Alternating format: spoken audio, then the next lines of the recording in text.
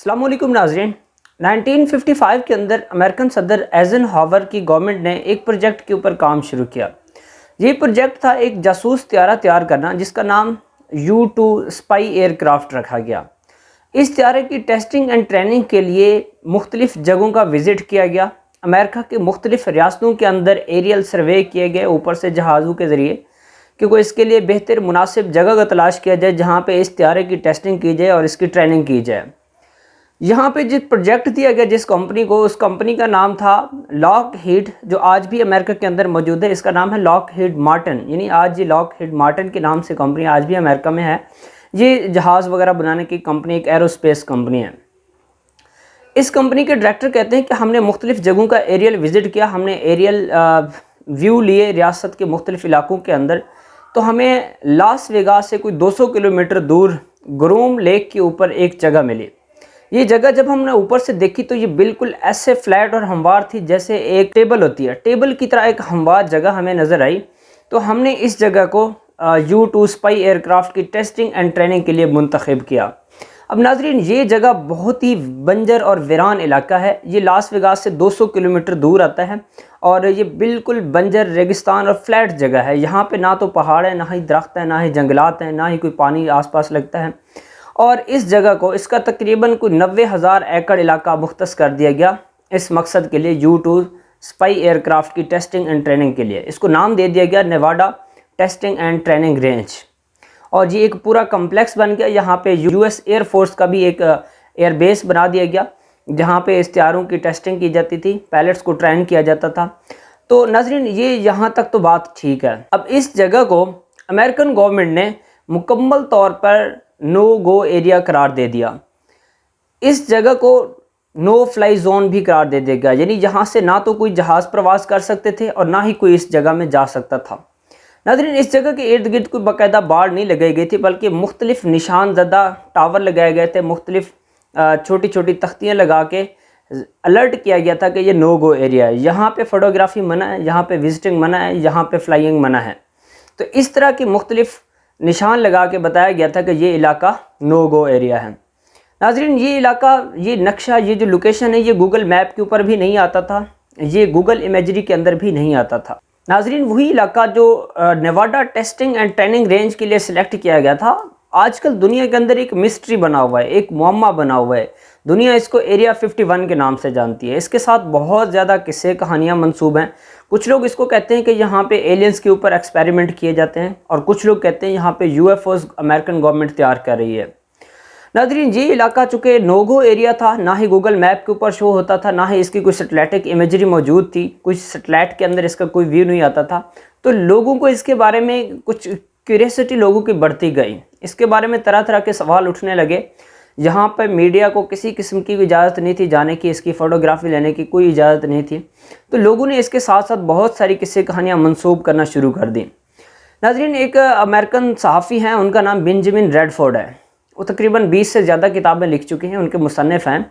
और उन्होंने, उनकी जो ज़्यादातर बुक्स हैं, उनका टाइटल भी यही है कि कैसे इस तरह की दुनिया की मुख्तलिफ मिस्ट्रीज़ को साइंटिफिकली सॉल्व किया जा सकता है। उनके अकॉर्डिंग यहाँ पे कोई UFO या कोई किसी किस्म की एलियंस के ऊपर एक्सपेरिमेंट नहीं किए जा रहे, बल्कि ये जगह सिर्फ एक टेस्टिंग एंड ट्रेनिंग रेंज है। यहाँ पे अमेरिका अपने मुख्तलिफ किस्म के जो जदीद सोफिस्टिकेटेड वेपन्स हैं उनकी टेस्टिंग करते हैं, जैसे U-2 स्पाई एयरक्राफ्ट। नाज़रीन, ये U-2 स्पाई एयरक्राफ्ट बहुत ही फेमस अमेरिका का मशहूर जासूस त्यारा था, जिसको अमेरिका ने सर्द जंग के दौरान बहुत सारे मुल्कों के ख़िलाफ़ यूज़ किया। स्पेसिफ़िकली रशिया के ख़िलाफ़ इसका बड़ा इस्तेमाल रहा। इसके अलावा अमेरिकन गवर्नमेंट यहाँ पे आर्क एंजल 12 नामी जो जहाज़ हैं उनका, ये भी एक स्पाई एयरक्राफ्ट है, इसकी तैयारी करते हैं, इसकी टेस्टिंग करते हैं, इसकी ट्रेनिंग करते हैं। और इसके बाद SR-71, और इसके अलावा जैसे F-177 नाइट हाक स्टील्थ फाइटर हो गया।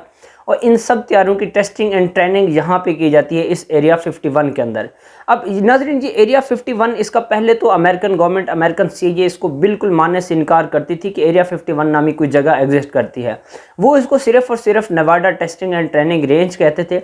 और इसके अलावा यहाँ पे अमेरिकन एयरफोर्स का जो बेस है उसको एडवर्ड एयर बेस कहते हैं। इसके अलावा यहाँ पे अमेरिकन गवर्नमेंट और CIA के अकॉर्डिंग कुछ भी नहीं है, एरिया 51 नामी कोई जगह एग्जिस्ट नहीं करती। इसके बारे में जो लोगों की क्यूरियोसिटी थी, जो तजस्सुस थे, वो मज़ीद तब बढ़ गए जब 1980 के अंदर बॉब लेजर नामी एक बंदा जो यहाँ पे एयरबेस के ऊपर काम करता था, उसने ये इंकशाफ किया कि अमेरिकन गवर्नमेंट यहाँ पे कुछ ऐसे काम कर रही है जो दुनिया में नए हैं। यानी उनका कहना था यहाँ पे रूजवेल न्यू मैक्सिको के अंदर एक यूएफओ क्रैश हुई है। अमेरिकन गवर्नमेंट और सीआईए उस यूएफओ के ऊपर एक्सपेरिमेंट कर रहे हैं एरिया 51 के अंदर।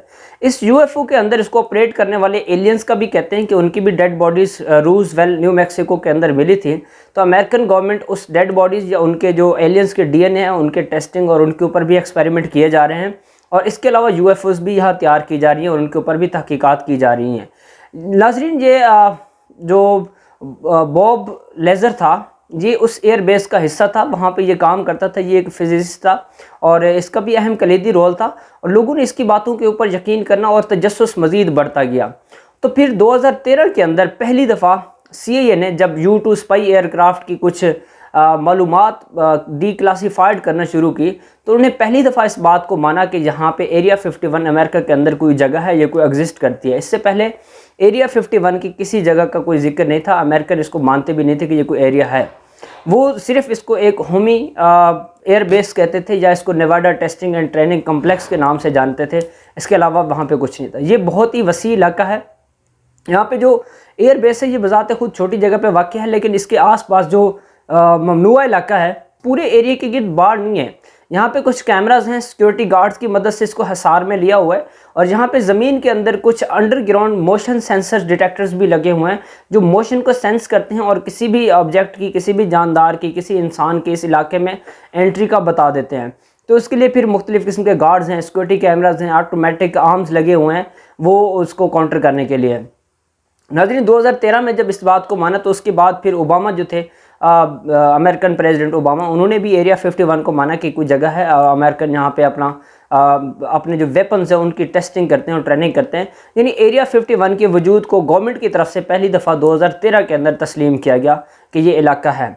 और 2018 के अंदर फिर ये एरिया 51 जो गूगल मैप के ऊपर भी शो होना शुरू हो गया। नाज़रीन, यहाँ पे इस एरिया के आसपास रहने वाले जो लोग हैं उनका कहना है कि यहाँ पे यूएफओज को उड़ते हुए देखा गया है। और अगर बॉब लेजर की बात को माना जाए तो उनके अकॉर्डिंग यहाँ पे एलियंस के डीएनए टेस्ट किए जा रहे हैं और एलियंस के ऊपर बहुत एडवांस लेवल की रिसर्च की जा रही है। इसमें बहुत सारी अमेरिकन यूनिवर्सिटीज़ का भी किरदार है और वो भी इस रिसर्च के अंदर शामिल हैं और यहाँ पे यूएफओज भी तैयार की जा रही है। और इस इलाके की जो लोकेलिटी है, यहाँ के आसपास के लोगों ने यूएफओज को कई दफ़ा इस इलाके के ऊपर उड़ते हुए भी देखा है। नाज़रीन, ये एरिया 51 की मिस्ट्री अभी तक सॉल्व नहीं हुई। नाज़रीन, ये गूगल मैप के ऊपर 2018 से शुरू हो रहा है, लेकिन फिर भी इसके ऊपर एक सिर्फ इसका एक नक्शा, एक बाउंड्रीज शो होती हैं। यहाँ पे इसके अंदर क्या है, इसके अंदर बिल्डिंग्स किस तरह की हैं, यहाँ पे कंस्ट्रक्शन किस तरह के हैं, प्रोजेक्ट कैसे हो रहे हैं, इसके बारे में अभी तक सारी चीज़ें क्लासीफाइड हैं, किसी को नहीं पता। जैसे बरमूदा ट्रायंगल एक मिस्ट्री है, इसी तरीके से एरिया 51 भी एक मिस्ट्री है।